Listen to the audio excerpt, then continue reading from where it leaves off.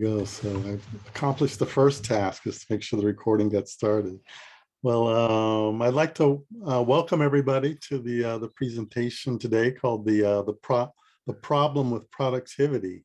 And my name is Lowell Bennett. I'm a student here at Merritt College. That's my number one job. I also do a few other things. I always, rock my Merritt swag. Always looking good there. But I do a few other things. I'm in the Learning Center. That's my passion, is tutoring. And but my number one job really is taking classes. I've taken classes from many of you. I see Inga has put me through my paces a few times on over in the gym there. And I came to this problem with productivity in my travels as a student, because there were classes that I either had signed up for and got canceled, or there were classes I wanted to take that would always fill up, and I would feel guilty taking them because I know other students really need those classes.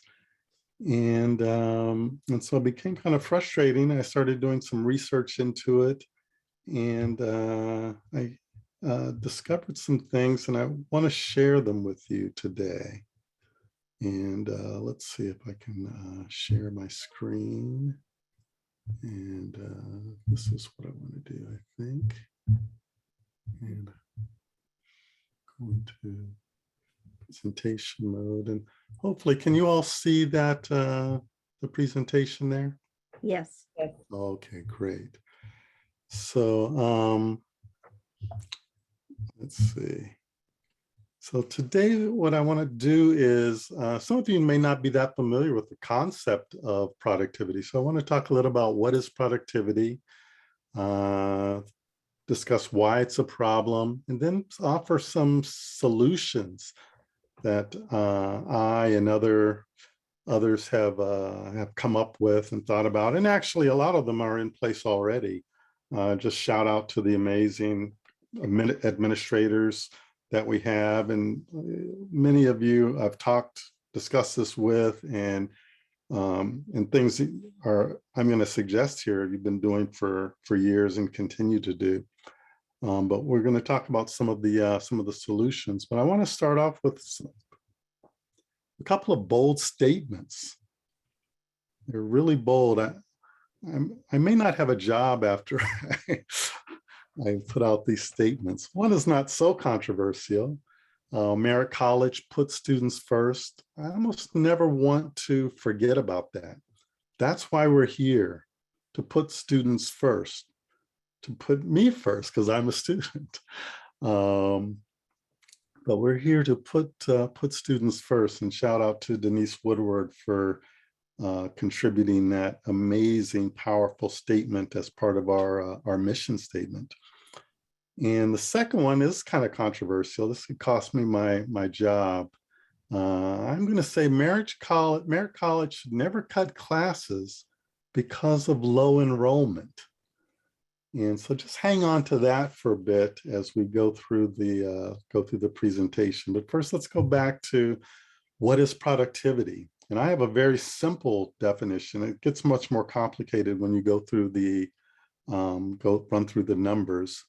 But productivity is essentially the average class size divided by 2.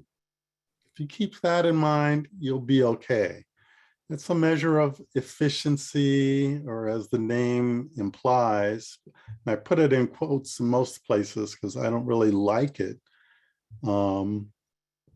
because it only measures one aspect of things, but it's really a function of FTES divided by FTEF. And FTES or FTEs is one full-time student for 1 year. And one FTEF is one full-time instructor for 1 semester. So why that class size divided by 2? And it comes because of this timing difference. And let's do an example.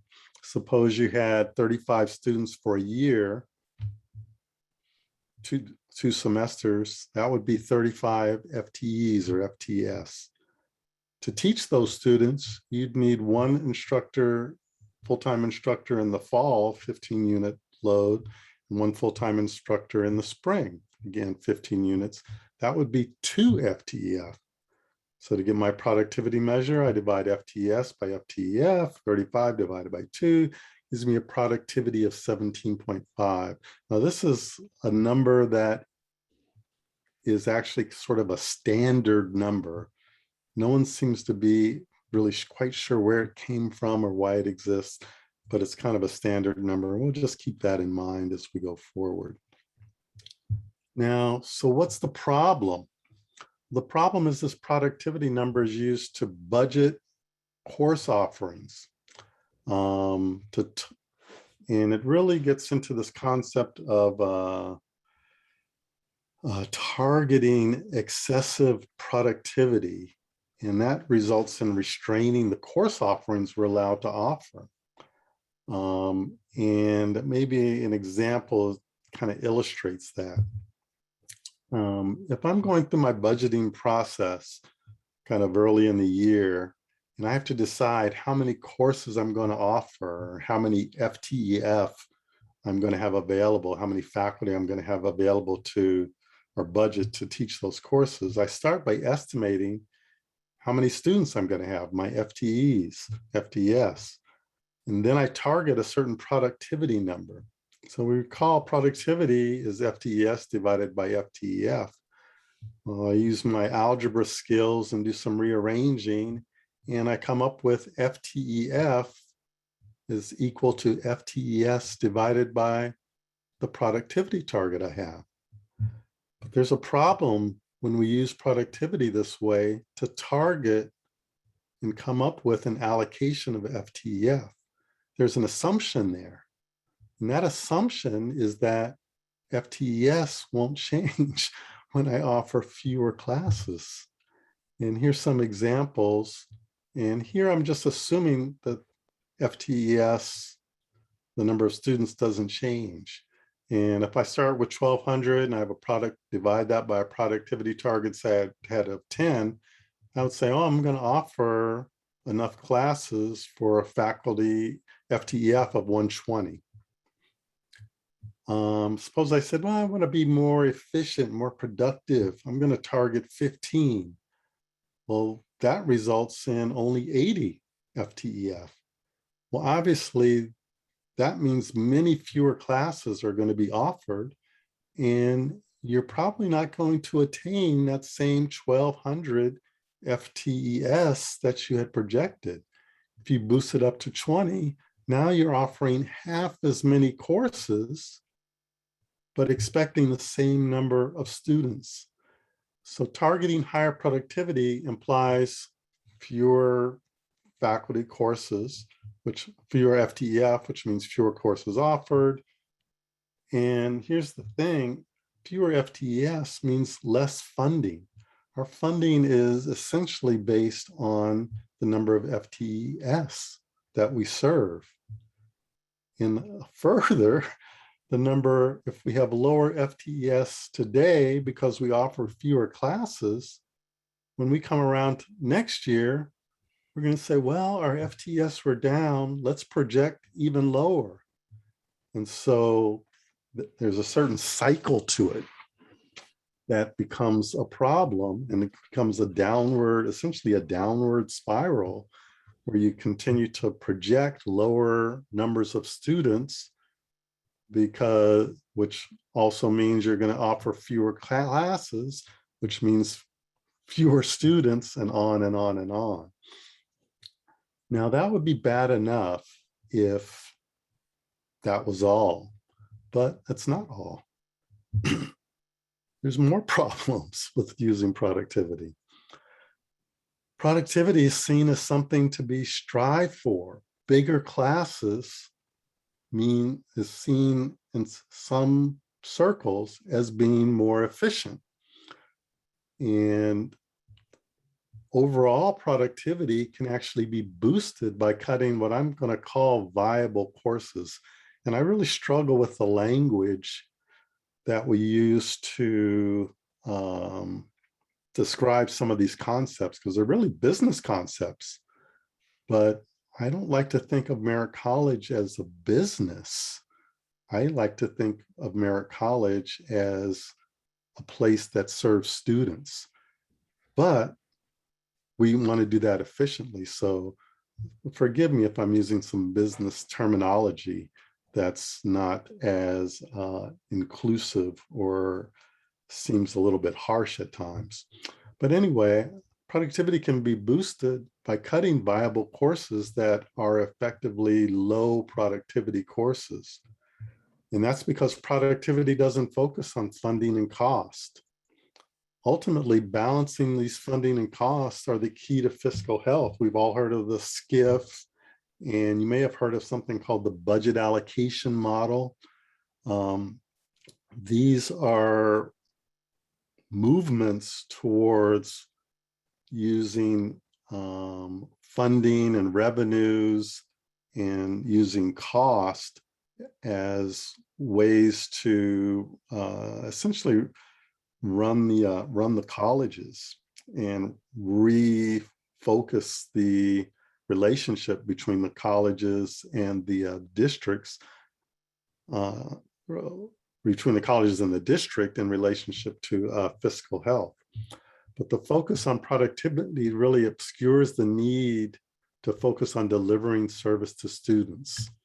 And so I want to do something here that kind of shifts our focus to funding and cost and not productivity.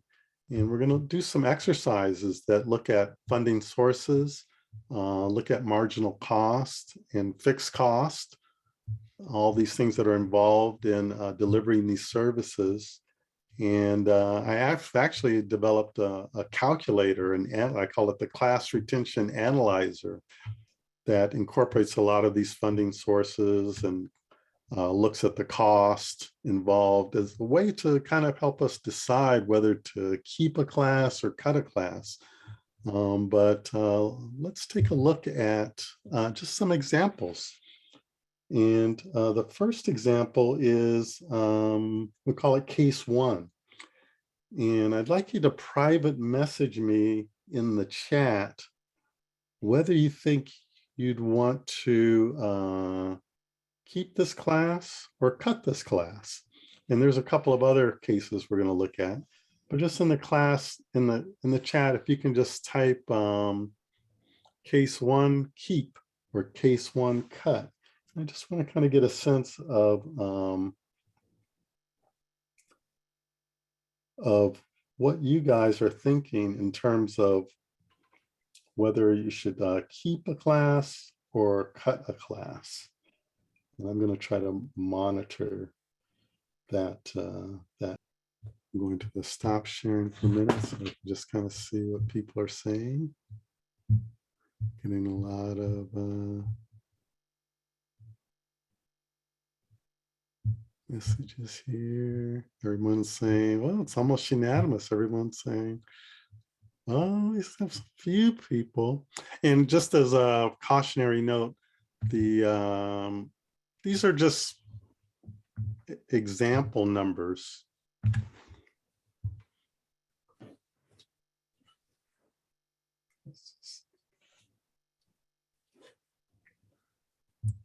And it's almost unanimous. Everyone is saying, everyone's basically saying keep.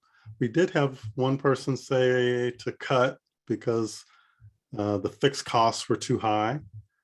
And so let's go back and take a look at case number 2. Lowell, can I make an observation? Oh yeah, go ahead. Your audience mostly are faculty, and faculty don't want their classes cut. That is a good point. Well, I'm faculty too. I don't want my class cut either. So that's okay. That's okay. We'll just, I appreciate that. So let's look at case number 2. This class has only 20 students, and its productivity, before the productivity was 17.5.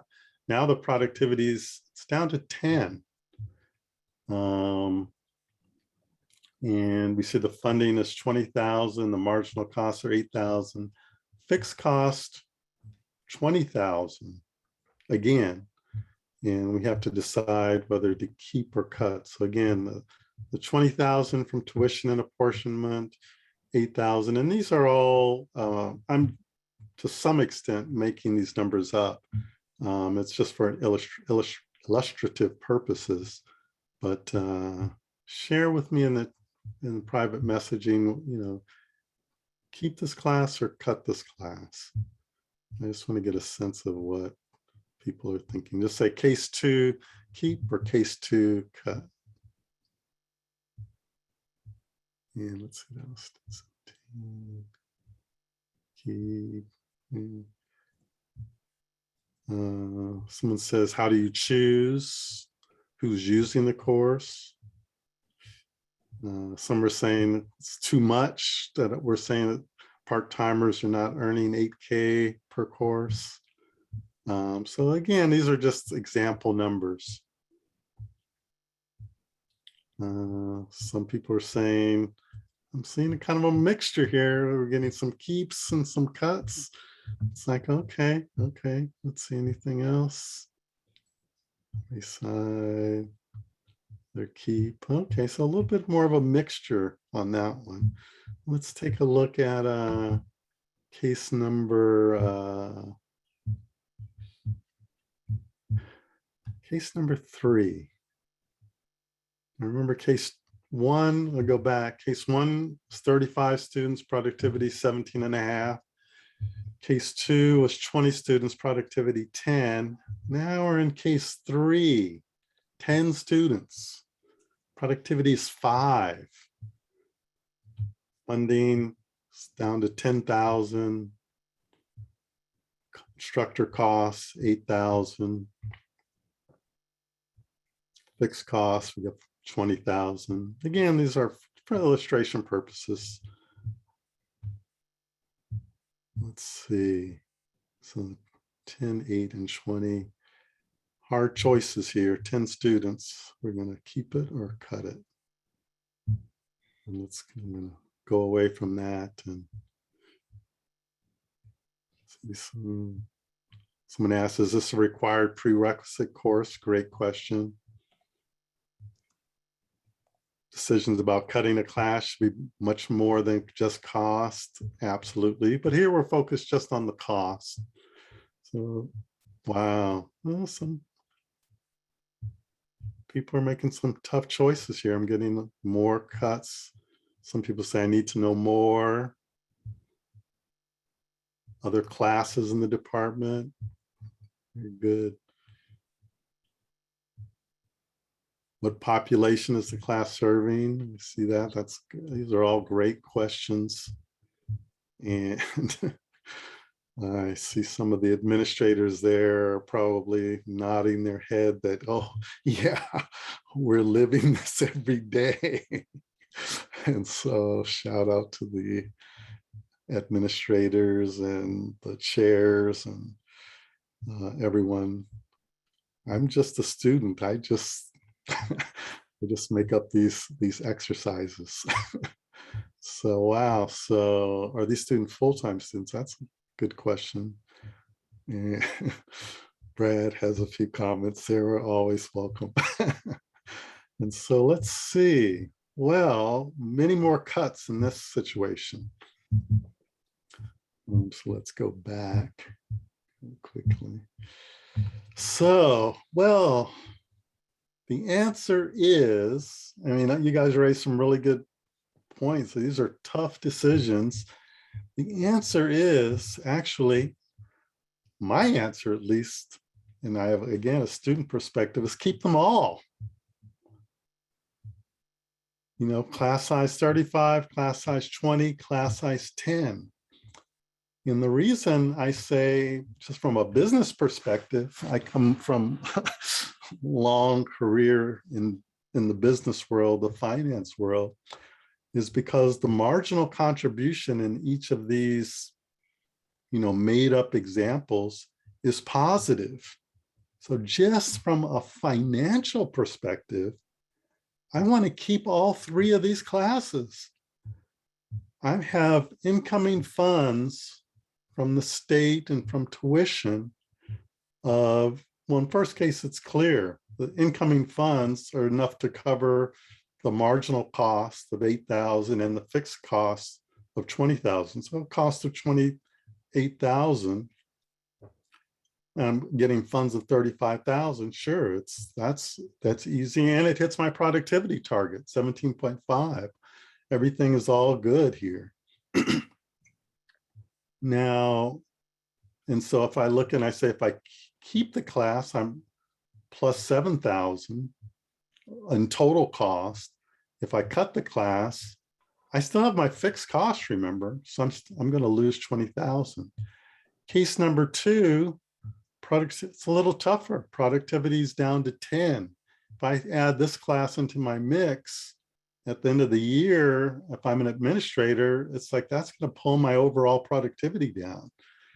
But I've got incoming funds of 20,000, marginal cost is 8,000, and I've got my fixed cost of 20,000. From a total cost perspective, I'm spending 28 and I'm only getting in 20. So I might be tempted to really cut this class. If I cut it, if I keep it, I'm going to be total cost perspective, I'm minus 8,000. If I cut it though, I'm minus 20,000. I don't get the 20, but I'm still expending the 20,000 in fixed costs. So when I just look at keep or cut, I'd rather be here at minus 8,000. I'm still in the red, but that's better than being in this kind of red. And that's where this concept of marginal contribution comes in. Here, the marginal contribution on the margin, I'm going to incur the fixed cost no matter what. That's baked in the cake. But if I've got funds coming in at 20,000 with a marginal cost of only 8, just to pay for the instructor largely, there may be other variable marginal costs, but I'm ahead. I'm getting a contribution from keeping this class of $12,000. That helps offset these fixed costs. Doesn't cover them all, but it helps offset them. So I want to keep it. Those fixed costs are going to be there no matter what.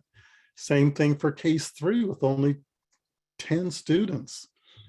Productivity of 5. This is going to drag my quote unquote productivity way down. But wow, I'm still having a positive contribution of $2,000. If I keep it, I'm deep in the red at 18,000. That's not great. But if I cut it, I'm even deeper, down $20,000 for these fixed costs that are not going to go away just because I keep or cut this class. And here's the other aspect of it. So some of the points that were raised in the chat. Well, there's some benefits to having a small class besides just the financial benefit from this marginal contribution. It's a smaller class, more individualized attention. I know when I've been in smaller classes, I mean, look back, 40 years ago, we used to have seminar classes. There would be like 5 or 6 of us in the class. And, that was what was needed to deliver that type of instruction. It becomes a much different, more intimate experience, more impactful for the student. So there's educational benefits to having these smaller classes that aren't even captured here. Not to mention, this may be a class, as to what was said in the chat, that this may be needed for graduation, somebody to graduate. There could be a myriad of other reasons to want to offer this class, but purely on a financial basis, it can still be making a positive contribution. And again, the buildings, grounds, and support structures, they're there regardless of whether we cut that class or not. And think about everything that goes into bringing those 10 students to that class, everything they had to go through to get to that class, everything we had to build to get to that decision point where those 10 students are sitting in that class. All the people we had to hire, all the counseling that went into selecting that class, all the enrollment administration, all the support, the Sankofa, the Puente program, everything built to this point to get those 10 students to that class. Why would we think about cutting it because something called productivity is only 5 when it's making a contribution? So I say keep them all. That goes back to my bold statement at the beginning of never cut a class. Even if the class size was 5, we might still be pretty close to being break even. So again, this comes to this concept of assessing viability. And the class retention analyzer helps us deal with some of these issues, but still, even viability ignores the educational benefit of having a smaller class. So a bunch of slides with a lot of words on it. Again, stuff that a lot of what we're doing already and thinking about already and factoring in already. Can we improve productivity? Sure, but we should focus on things that boost the number of students we have. You know, add classes where the demand is strong. Don't cut classes unless there's like 2 students. And if there are 2 students or 4 students, help those students find another class, you know, do that work. I remember one class, I think it was Denise that called me and said, "Hey, Lowell, that class you're in, it's not going to run. Is there another class that you can take or something?" If we're thinking about cutting a class, reach out directly to those students. They've come a long way to get to that point. They're valuable in and of themselves, but they're valuable to the fiscal health of the college as well. We got them there. We want to keep them there. They're from a customer client basis. They're our clients, and we don't want to lose those clients, which leads into increasing marketing and communication to attract and retain students. Again, placing that appropriate value on the smaller class sizes and continuing to increase that pipeline from the high schools. That always seems to me, and I know we're already doing that. I know we have a lot of outreach programs that Maria and Margie are doing a great job with, but we really need to tap into those pipelines. Scheduling efficiently. I know a lot of work has been done there. And sure, if 2 sections are kind of low enrolled and it's the same class and we can realize some efficiencies there, that definitely makes sense. Or if there's a substitute for a class that's low enrolled, identify those and shepherd those students to those alternative classes. And then finally, if we're going to use productivity, don't use 17.5. Use recent historical productivity to make a preliminary estimate of how many courses we can run, what our FTEF projection is, but always be prepared to meet the demand. Never not offer a class or cut a class that students want, because ultimately those classes are going to provide a positive contribution to our bottom line. Even if they can't cover all of the fixed costs, I still want that contribution because those fixed costs aren't going away.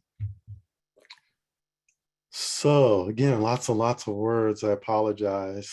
Dr. Altman is probably screaming at me now. But immediate next steps is use the calculator to assess viability. Identify courses that would fill if they were offered, but were either cut or not offered because of this limited allotment.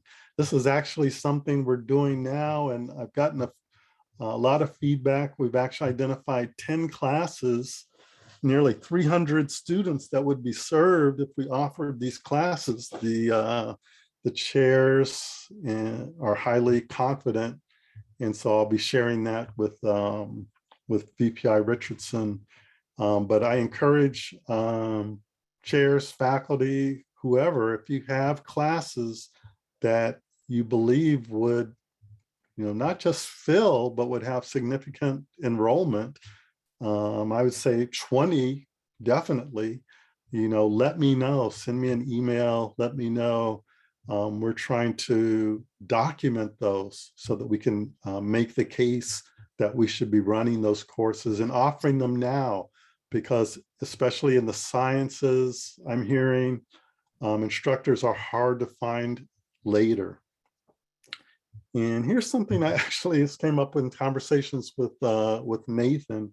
If we can identify kind of courses that are filling quickly once they're offered, I call them high velocity courses. We should be prepared to offer more sections of those courses early on so that they don't fill and the wait list get full. That's something that's still kind of just a kernel of a thought in my mind, but just identifying these kind of high velocity courses and just being prepared to offer more sections of those courses. Here's something that kind of has come about in some discussions I've had with different people. Actually, Brad brought this up, just about ways to monitor other areas to really get at the fiscal health of the organization.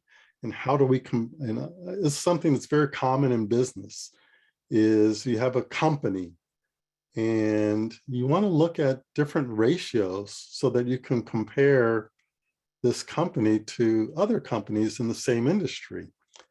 And it's something that I suppose it may be a little controversial, but it's something I'm just now thinking about. And Brad, again, I'll blame Brad for everything.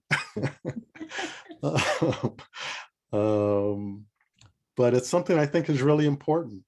It's like, if we're going to be good fiscal stewards, we have to look at how much we're spending for the students that we're serving in all areas.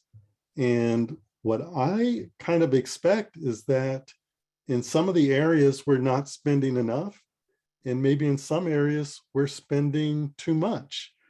But how will we know that if we're not looking at where we've been historically, if we're not comparing ourselves to other colleges in our district, not to mention colleges outside of our district, and also comparing our district as a whole to other districts? How will we know if we're not keeping an eye on that? How will we know if all of a sudden one of these fiscal health ratios is trending out of line with where it's been, or is drifting too low from where it's been? And these types of ratios, again, sort of accounting, it's very common in accounting, but they should be part not just of assessing where we are, but also as we make planning and projections. If we're too low in counseling and we've drifted lower over time, then that's something that should be highlighted so that we can address it when we make our planning and projections going forward. Yeah.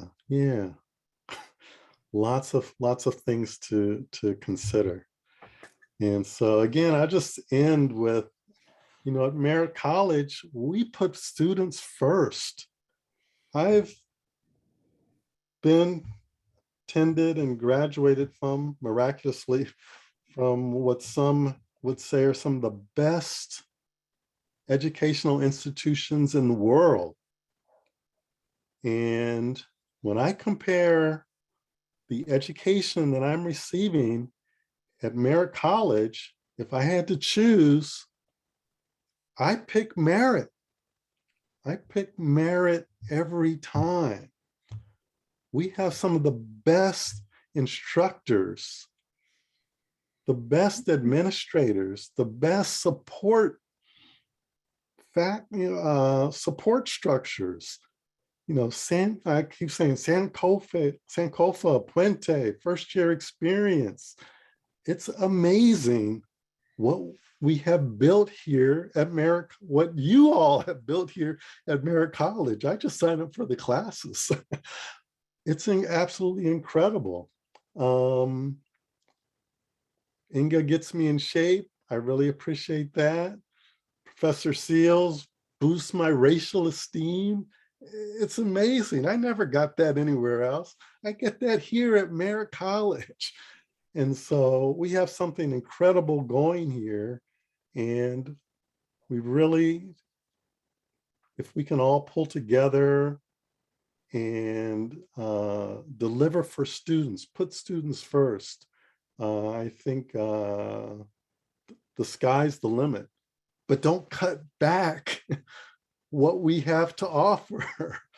Don't smother the education of these students before we even offer it. Thank you and good night. I don't know if there's any questions. I've been talking a lot, but if there's any questions, I invite those. And let's see. Any hands or any comments? I just hope my email is still operative after this presentation. VPI Richardson, please. I just want to say, Lowell, thank you so much for all the time and the energy, the passion, and I would say the love that you have put into this presentation. It's clear that your priority is students, and you are just an amazing spokesperson for Merritt College. So I really want to thank you for that. And I want to thank you for the spirit that you brought to this discussion, because I think you realize this is not an us versus them discussion. We're all in this together. We're all doing the best we can for students. Clearly, administrators, we have responsibilities, as I shared, written into our contract in terms of what we're supposed to uphold. But I do believe that this productivity discussion deserves more attention, and that, as Linnea pointed out, it deserves more attention at higher levels, because at my pay level, I can't change the productivity. There's nothing I can do about it. I'm responsible for ensuring that we do our best to uphold it. Listening to your discussion, you just bring out some amazing insights. I do have a couple of questions. In terms of the fixed costs, I guess what comes up for me is, how long would the district continue, or the state continue to make the decision to pay those fixed costs? Say we had, most of our classes with 10 students or less, because clearly we're going to have to, there would have to be some balance with that. And that's actually what the deans and I do. You all have no idea what we go through when we have to make these tough decisions. Really, I think if you look at us, we're pretty soft-hearted people, and it's difficult for you all. And I'm not at all taking away from that, but it's difficult for us too to make these decisions. But we do run some classes, sometimes with 10 or fewer students. We don't like to do that, but it depends. And so I didn't respond to any of those, because it really depends across the board in terms of the decision making. And so I just wanted to kind of put that out there. The other thing is, given our obligation to be good stewards, which you've talked a lot about, I wonder how taxpayers would feel about, us having classes with 10 students. I think in some cases it's amazing, but I really think we need to be data driven as well, like as you said. And, I think there are some instances where the evidence suggests that smaller classes don't necessarily produce better results. In some cases they do. So we all have to be really vigilant about looking at the data and, seeing what it says. For example, just really briefly, I taught political science, and sometimes my larger classes, especially when I taught international relations, were exciting because we had so many perspectives to contribute to the discussion. And I think overall students learn more than they would have with a fewer, with a number with a smaller number of students. So, I mean, there are arguments all around, but I just want to end by saying thank you so much. This discussion is necessary, and we're all in this together. And I think that at higher levels, when this discussion reaches at higher levels, we'll be able to maybe come up with something that really works best for our students. So thank you again, Lowell. Oh, thank you. I really appreciate those comments. And, you bring up a good point. It's like, yeah, well, if you're running kind of overall in the red, how long can you keep doing that? Well, that's where those other ratios come into. That's where you start looking at those other fixed costs. Like, oh, can we? Those are longer term decisions. And so that's like, oh, do we have to close a building? Do we have to look at other revenue sources? The decisions I'm talking about are short-term, immediate decisions. And you can't change those longer-term infrastructure types of decisions. It's just by snapping your finger. So that's where it comes in, where you just focus on the decision that you have in front of you in the moment, and how does that impact your bottom line? And that's where all three of those classes, even the 10, still had a positive contribution to the bottom line in the immediate term. You may have to make some tough decisions about buildings and staffing sizes overall in the long term, but not in the immediate term. And I see Professor Santana and then Brad. Yeah, thanks, Lowell. And thanks to our VPI as well. I appreciate you. I'm growing up, I was always that kid that had all these questions and comments, but was too afraid to ask them or to give my input. So I'm asking all the questions now. And sometimes you broke down some of that math, Lowell, which, I can see why you're so good with our students and their math anxiety, but I still don't quite understand it. And I still don't know why we would be using a formula. And maybe that's the wrong question to ask, but why would we be using a formula that would put us in a downward spiral to begin with? I guess that's what I'm trying to wrap my head around with. And maybe if somebody could help me understand. And I know even though education should not be treated like a business, the numbers, the data is important. And so, but I'm trying to figure it out so that I kind of understand the full picture, and I still don't feel like that. I don't feel like I have the full understanding. So that's just where I'm at. But I do think that whatever we're using right now isn't working. I know that. I just don't know what else, if we have to reinvent a formula or come up with something different. Yeah, I can't say why we're using something that will put us in a downward spiral. I think maybe to some extent has contributed to our lower FTES today. I think a lot of it just has to do with historical precedent. It's like, this is what we've done.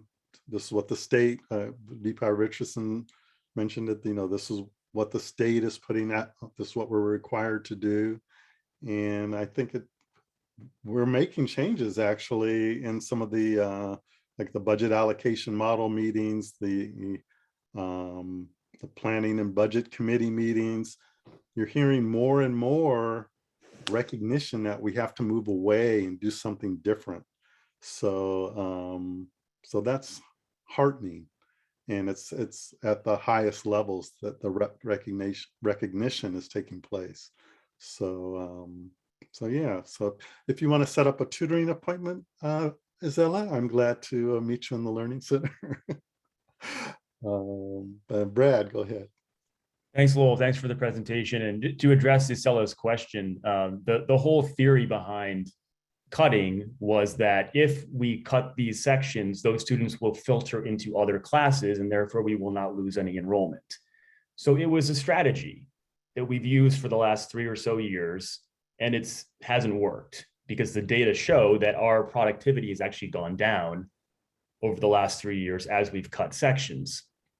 So I agree, why continue to do something that has demonstrably not worked for the last few years?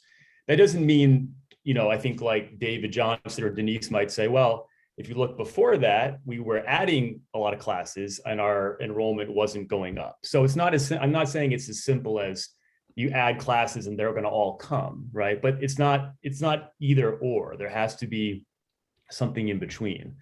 And to underscore Denise's point about data, I mean, Nathan, I know, who's on here, I would love Nathan to present maybe at a Senate or a CDCPD, because he has data, some of which I think we've seen, that shows the relationship between class size and student success at Merritt, online versus face-to-face versus COVID versus pre-COVID. Like, these data are there, and let's look at them. Let's, like, as a group, if the data show that, oh yeah, like giant classes online are clearly best, then I'm not going to argue against that, right? But we need to look at what the data show. And we've also got data that, we spend way too much time only thinking about productivity, but what's also really important is student success. Like, if I have 50 students in my class on census day, but then only 25 of them finish my class, are we really, yeah, we got the head count we want for money. But again, this isn't about money. It's not all about money. I mean, fiscal responsibility is important, but if students are not getting through our classes, that's alarming as well. So I think when we do enrollment management, we want to look at the history of, like, are students getting through classes? Are they getting degrees? Not just whether they're there on census day. Thank you, Brad. And Brad, thank you for all your efforts. I've been seeing emails from you for years talking about these issues. So thank you for your leadership, and many others have been involved in this. So it's sort of, I think change is coming. I'm optimistic that change is coming, but it's been literally years of people speaking about it. And so we are at 10:50. I see Nathan and Stephanie DeVito. And so maybe we'll have those two, and then we'll stop it there. Okay, I'll be very quick. I mean, I think thanks again for the great presentation, but I'm going to point out that I think the questions of when to cancel a class is very different from the issues of productivity. Like the decision, they're related, but I think that link is a policy link, and the kinds of factors that you have to weigh in cutting a class is a very different space than the way the policy that that exists in this district. So addressing the policy question, I think, is an important framework. But also, to cutting classes, it kind of implies the decision of whether to even offer the class in the first place. If you don't want to cut it, you might decide not to even offer it. All right. So just want to say those things. Thank you. Thank you, Nathan. And Stephanie. Yes, thank you. I thank you for doing this. This is really, really helpful. And in answer, just to riff off something Nathan just said, I think the converse of that can also be true. If you're afraid of cutting, you said, if you think you might have to cut a class, maybe don't offer it. Well, I think we also need to look very carefully at the classes that have full wait lists consistently, semester after semester. And when that happens, offer another section right off the bat the next semester. Don't wait for a wait list to fill, because it's hard to find a professor at the last minute. Oftentimes then you can't accommodate those students. And I think what I raised my hand for is this. This whole question of 17.5 productivity and where does it come from? How did we arrive at that? Dr. Richardson very kindly arranged for Vice Chancellor Siri Brown to come to Merritt and address some of these questions. And Dr. Brown's presentation was rescheduled a few times, but the last I heard, it's going to be Friday, November 12th from 10 to 11:15.